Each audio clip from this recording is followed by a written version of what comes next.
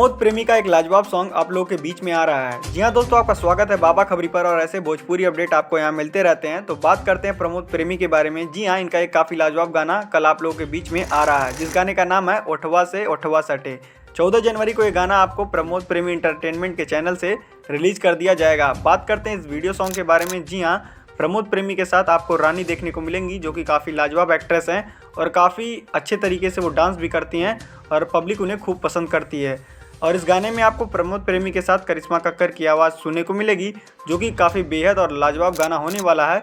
यह एक भोजपुरी का लोकगीत होने वाला है, जो कि काफ़ी तगड़ा और धमाकेदार होगा।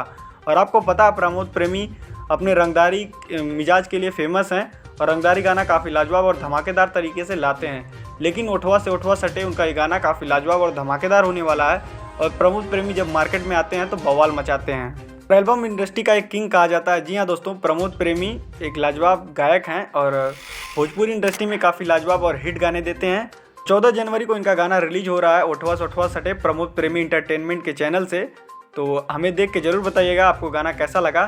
तो चलिए फिलहाल के लिए बस इतना ही, मिलते हैं आपसे नेक्स्ट वीडियो में। हमारी वीडियो पसंद आई हो तो लाइक शेयर सब्सक्राइब करना ना भूलिएगा।